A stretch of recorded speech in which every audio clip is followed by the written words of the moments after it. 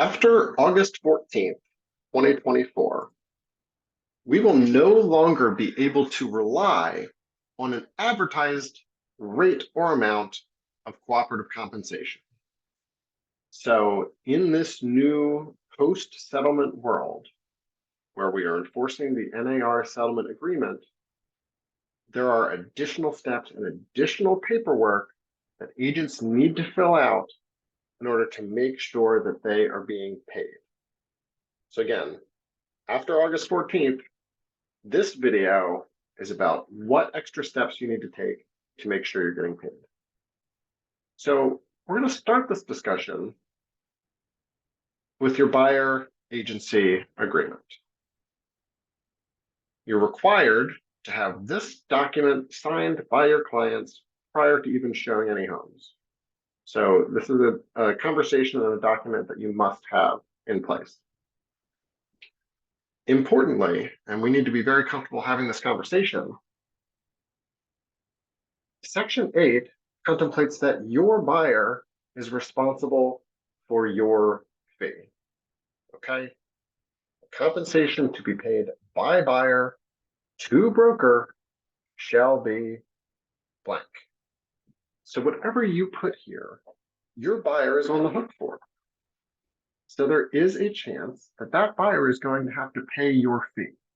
And you need to be very upfront about that, explain the different situations, that you will try your best to negotiate, and hopefully the seller or the listing broker will contribute and help with this fee. But this is a very candid conversation we need to have with our clients. Okay, so the first way you get paid is by enforcing this buyer agency agreement and having your client pay you directly. Now, prior to writing any offers, or maybe even prior to showing a specific property, you're going to want to call the listing agent and ask, hey, has there been a discussion about cooperative compensation? What is the seller or what is the listing broker willing to offer to help offset my fees? This is where you will ask them for this form. This is the listing broker's offer of cooperative compensation. So this is a document that the listing broker will have talked to the seller about when they signed their initial listing agreement. So if the seller wishes to compensate the other side, let's say 2.5%, this is the document that actually allows that amount to be paid. So in the amount that a ready, willing, and able buyer is brought forward and it goes to settlement, compensation to buyer broker will be blank. So if they've already agreed to 2.5% in the listing agreement, they would just put 2.5% here. They have the option to do the same for a sub-agent. So this is the form that you're going to ask for as your buyer agent. So if the compensation outlined here is adequate, this is the only piece of paper that you need. Okay. So remember, if you put, let's say, 2.5%, that was your total fee. And then if the listing broker's offer of cooperative compensation also lists 2.5%, then you're good. Your entire fee is paid. You can then represent to your buyer that the seller and listing broker are offsetting the entirety of your fee. Every single person signs this, both agents, both buyer and seller. So everybody knows, and it's crystal clear to the title company at settlement, who is paying who. However, there's certainly a possibility that the amount that the seller wants to offer will not completely offset what your fee is listed in your buyer agency agreement. So let's say in your buyer agency agreement, you say, hey, Mr. Buyer, you are on the hook for 3% of the sales price. If that is your fee, You still ask what the seller is willing to do. But let's say in this case, the seller was only willing to contribute 2%. Now your fee is still 3%. The seller is willing to contribute 2 through their listing broker. But in this situation, the buyer would still be on the hook for that extra 1%. Now the buyer still has options. The buyer may just say, that's fine. I will just pay the extra 1% out of pocket. I have that cash to close. We're good to go.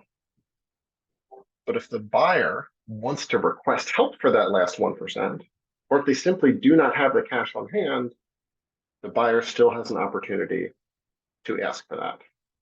This is where you would complete the buyer request for seller's compensation of that buyer broker.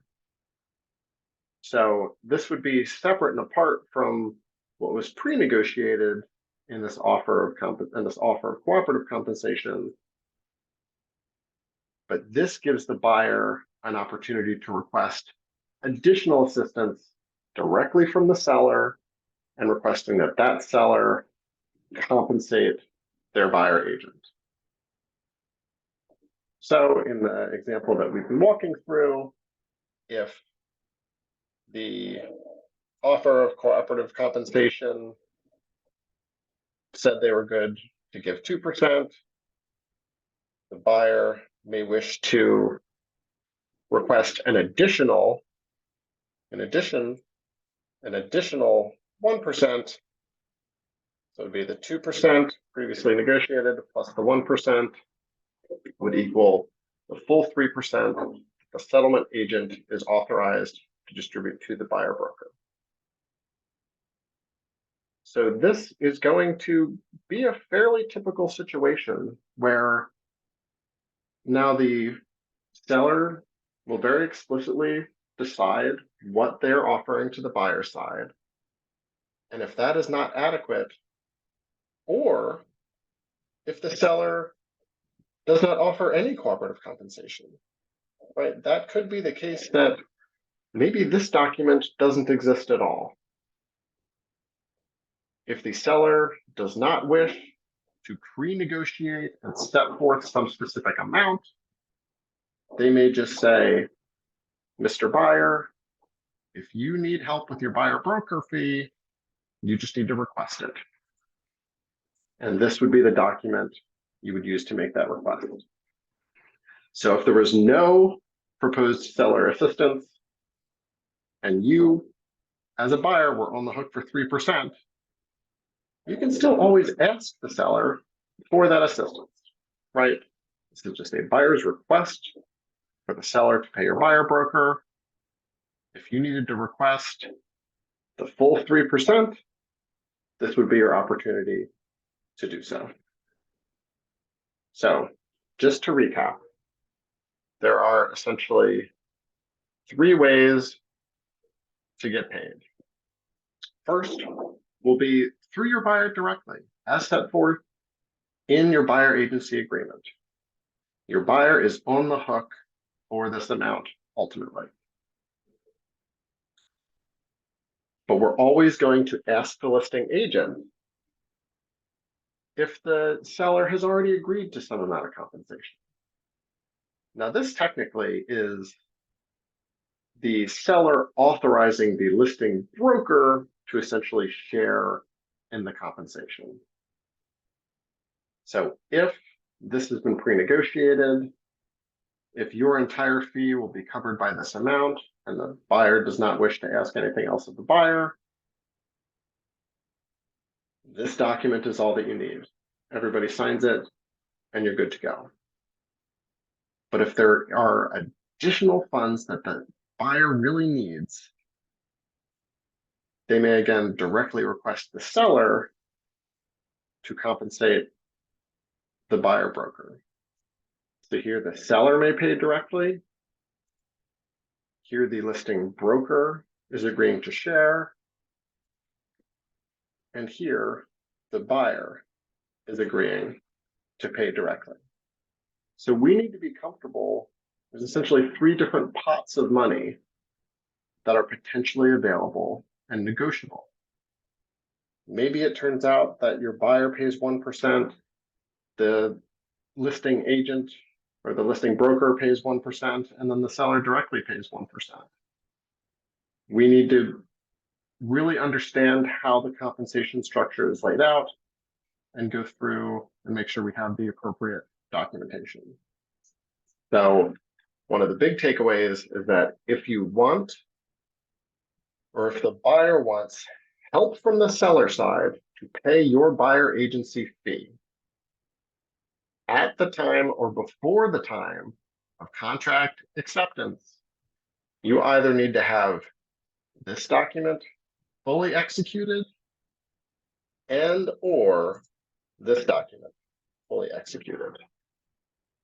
So it needs to be in these two documents, this document and this document, some combination, one or the other, or maybe both. If the seller is going to be actually on the hook for paying your buyer broker fee, you need to have these new pieces of paper. We can no longer rely upon what was advertised on the MLS. So I hope this is helpful. Make sure you're using the right forms to get the payment that you have earned.